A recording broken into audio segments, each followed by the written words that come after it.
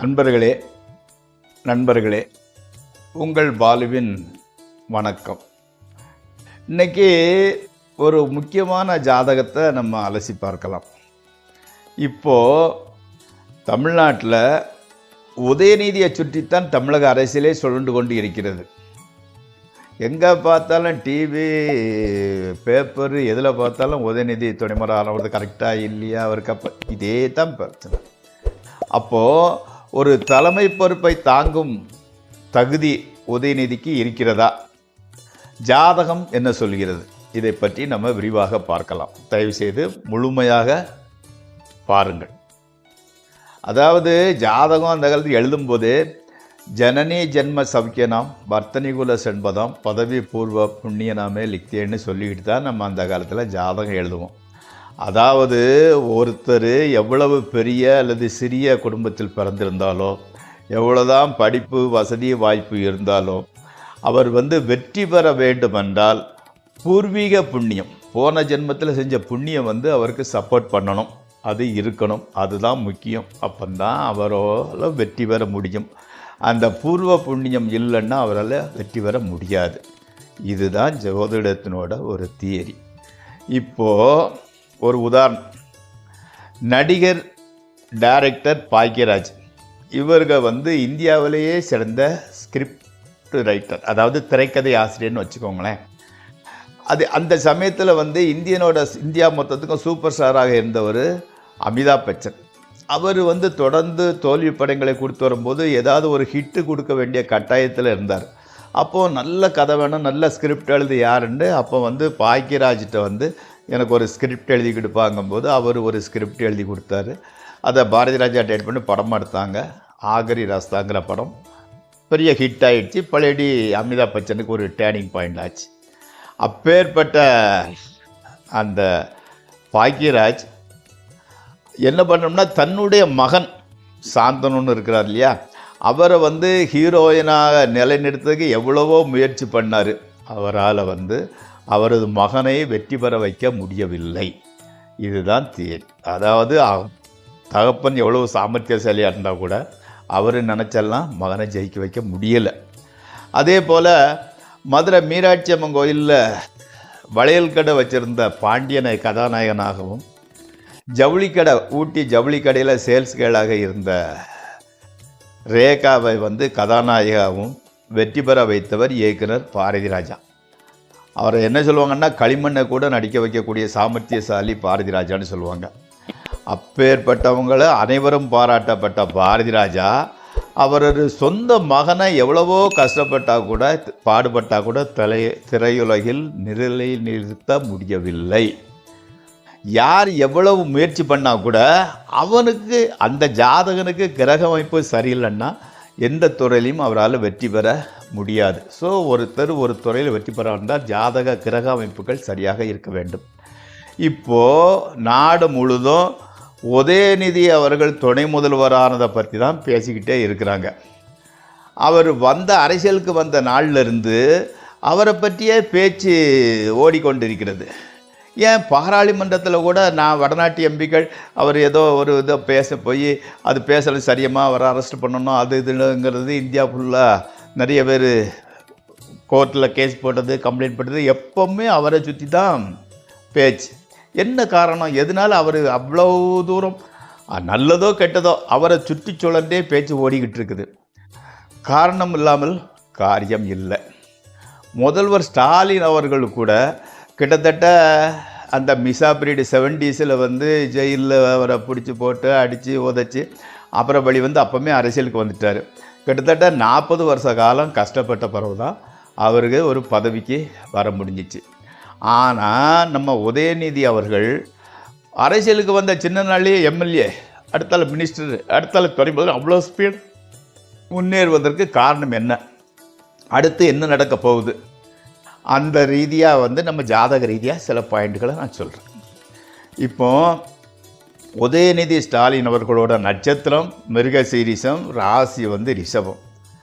அவங்க தாத்தா கலைஞர் அவர்களோட நட்சத்திரமும் மிருகசீரம் தான், ராசியும் ரிஷபம் தான். அப்போ என்னது ஒரு தொடர்பு, அதாவது பேரன்னு சொல்லுவாங்க இல்லையா, தாத்தா செஞ்ச புண்ணியம் பேரனுக்கு, தாத்தா மாதிரி தான் பேரன் இருக்கான், அவர் கால் தாத்தா மாதிரி இருக்குன்னு சிலர் சொல்லுவாங்க இல்லையா கிராமத்தில். அதே தியரி தான். தாத்தாவினோட இடத்திற்கு பேரன் வருவதற்கு வாய்ப்புகள் நிறைய இருக்குது.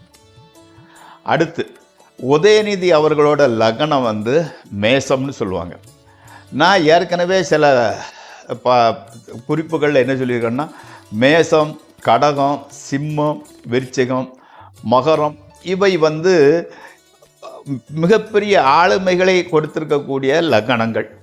அந்த மேச லக்னத்துக்கு இயல்பாகவே அந்த லக்னத்தில் பிறந்தவங்கள ஒரு பதவிக்கோ ஒரு பதவிக்கோ வர்றதுக்கு உண்டான வாய்ப்புகளை கொடுக்கக்கூடிய லக்னம்னு சொல்லுவாங்க. மேச லக்னத்துக்கு அதிபதி மார்ஸ்ன்னு சொல்லக்கூடிய செவ்வாய். அதை வந்து வார் பிளானட், யுத்த கிரகம்னு சொல்லுவாங்க. அதாவது வந்து தலைமை பண்பை கொடுக்கக்கூடிய தகுதியுடையவனாக்கக்கூடிய கிரகம் வந்து அந்த செவ்வாய். செவ்வாய் வந்து அந்த 4ஆம் இடத்துல இருந்து நீசபங்க ராஜயோகம்ங்கக்கூடிய அமைப்பை கொடுத்துக்கிட்டு இருக்குது. யாருக்கு? நம்ம உதயநிதி சார் அவர்களுக்கு. அப்போது அந்த நீசபங்க ராஜயோகம் 4 இருக்குன்னா என்ன தியரினா, ஆரம்பத்தில் பெரிய பதவிக்கு வருவதற்கான அறிகுறிகள் அவர் முகத்திலேயோ அவர் நடவடிக்கையிலேயோ இருக்காது. பட் அவர் வந்து பணம் செய்ய ஆரம்பித்தலேருந்து கிட்டத்தட்ட மத்திய வயசு 40s அந்த ஏரியாவிலேருந்து மிகப்பெரிய பதவிக்கு வரக்கூடிய வாய்ப்புகள் ஆட்டோமேட்டிக்காக அந்த செவ்வாய் வந்து கொடுக்க ஆரம்பித்து விட்டது. இப்போது லக்னாதிபதி 4ஆம் இடத்துல நீசபங்க ராஜயோகம் பெற்று இருந்தால் மிகப்பெரிய அதிர்ஷ்டமான அமைப்பு. ஓகே.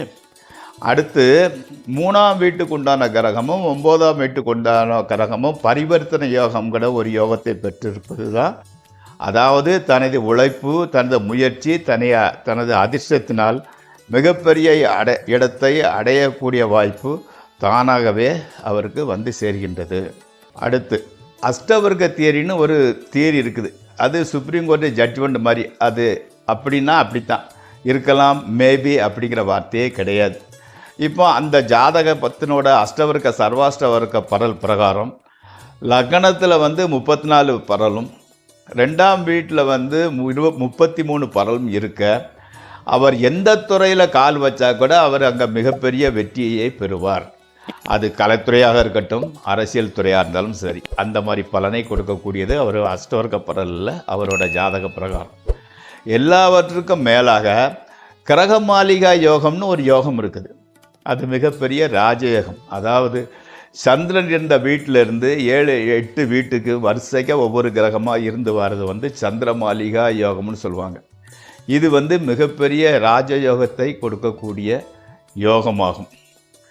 அடுத்தால வந்து 34 சொன்னோம் இல்லையா, மேசத்தில் 34 பரலும் ரிஷபத்தில் 33 பரலும் இருப்பதனால் 2026 ஏப்ரல் 14 இருந்து ஜூன் 14க்குள்ள தேர்தல் வந்தால் உதயநிதி ஸ்டாலின் அவர்கள் மிகப்பெரிய வெற்றியை பெறுவார். மிகப்பெரிய வெற்றி அவரது பார்ட்டி பெறுவதற்கு காரணகர்த்தாவாக இருப்பார். இப்போ இவ்வளவு சொல்லியிருக்கிறோம் இல்லையா, அவர் உயர்ந்த இடத்தை அடைவார். உயர்ந்த இடத்தை அடைவது என்பது அவ்வளவு எளிதான காரியம் கிடையாது. ஏன்னா யுத்த கிரகமான செவ்வாய் லக்னாதிபதியாக இருக்கிறதுனால மிகப்பெரிய யுத்தம் செய்துதான் வெற்றி பெற வேண்டும். இப்போது தெரிந்து செஞ்சாங்களோ தெரியாமல் செஞ்சாங்களோ எனக்கு தெரியாது. விளையாட்டுத்துறை, இளைஞ நலன் அந்த துறையை உதயநிதிக்கு கொடுத்துருக்குறாங்க. அது யாரோட புத்திமதியோ யாரோட அட்வைஸோ தெரியலை. எப்படின்னா இவருக்கு பிறந்திருக்கிறது செவ்வாய் அம்சம். விளையாட்டு மற்றும் இளைஞ நலனை கண்ட்ரோல் பண்ணக்கூடியது வந்து செவ்வாய். அப்போது இந்த துறை இப்போ எவருக்கு வந்துச்சோ அப்பத்துலேருந்து அவரோட அதிர்ஷ்டம் ஆரம்பிச்சிட்ருக்கிறது தான் கணக்கு. அப்போது அந்த செவ்வாய்ங்கிறது வந்து இளைஞர்களை இண்டிபேட் பண்ணக்கூடிய கிரகம். அது நீசபங்க ராஜயோகம் பெற்றிருப்பதனால் இளைஞர்கள் ஓட்டு ஆட்டோமேட்டிக்காக உதயநிதியை நோக்கி திரும்பிவிடும். ஆமாம், இதற்கு வந்து இந்த உதயநிதி ஸ்டாலின் அவர்களுக்கு போட்டி எப்படின்னா அதுக்கு விஜய் தான். நான் சொல்கிறது எல்லாமே ஜாதகரியைத்தான் சொல்கிறேன், வேறு எந்த இதுவும் உள்நோக்கமும் கிடையாது. எப்படி சொல்கிறோம்னா விஜய்க்கு யோகின்னு சொல்லக்கூடிய கிரகம் வந்து சுக்கிரன். அதே மாதிரி உதயநிதி அவர்களுக்கும் யோகின்னு சொல்லக்கூடிய கிரகம் வந்து சுக்கிரன் தான். இந்த சுக்கிரன்கிறது வந்து எப்படின்னா பெண்களை கவரக்கூடிய ஒரு ஜாதகம் கிரகம். அப்போது பெண்களோட ஓட்டு இவங்க 2 பேருக்குமே நிறைய வரும். அப்போ இந்த 2 பெண்களோட ஓட்டை இவங்க 2 பேர் தான் பங்கு போட்டுக்கொள்ள போகிறாங்க. மற்ற பார்ட்டிகள் கிட்டேயே நெருங்க முடியாது அக்கார்டிங் டு ஹாரோஸ்கோப். அப்போது விஜயை விட பெண்கள் ஓட்டு அதிகம் வாங்குறதா இருந்தால் அந்த எலெக்ஷன் சமயத்தில் பெண்களை கவரவண்ணும் ஏதாவது செய்யணும், ஏதாவது ஸ்கீம் அனௌன்ஸ் பண்ணணும், ஏதாவது திட்டங்கள் பண்ணணும். அப்போ தான் சுக்கிரனை கண்ட்ரோல் பண்ணி அந்த ஓட்டுகளை பூரா தன் பக்கம் திருப்ப முடியும். அது மட்டும் இல்லாமல் சுக்கிரனை கண்ட்ரோல் பண்ணதை முத்தாலம்மன்னு சொல்லுவாங்க. அதனால் குலசேகரப்பட்டினம், திருநெல்வேலி மாவட்டம், தூத்துக்குடி மாவட்டம் குலசேகரப்பட்டினம் பக்கத்தில் இருக்கக்கூடிய முத்தாலம்மன் கோயிலுக்கு போயிட்டு ஏதாவது நன்கொடை கொடுக்குற மாதிரி ஏதாவது அனௌன்ஸ் பண்ணிக்கிட்டால் ரொம்ப நல்லது. சுக்கிரனோட அனுகூலம் பூரணமாக கிடைக்கும். இன்னொரு முக்கியமான விஷயம், இதை மெயினாக இதை பார்க்கக்கூடிய உதயநிதி சார்ந்தவர்கள் யாராக இருந்தாலும் அவரது கவனத்துக்கு கொண்டு செல்வது நல்லது. உதயநிதிக்கு அவயோகின்னு சொல்லக்கூடியது பிரச்சனையை கொடுக்கக்கூடிய கிரகமானது குரு. அந்த குருவனோட கலர் காவி கலர்னு சொல்லுவாங்க. அது காவி கலரையும் இண்டிகேட் பண்ணுது. அது ஆன்மீக கிரகமாக இருக்குது. அப்போ முடிச்சு போட்டு பாருங்கள், ஆன்மீகம் ப்ளஸ் காவி கலர்னால் பிஜேபி.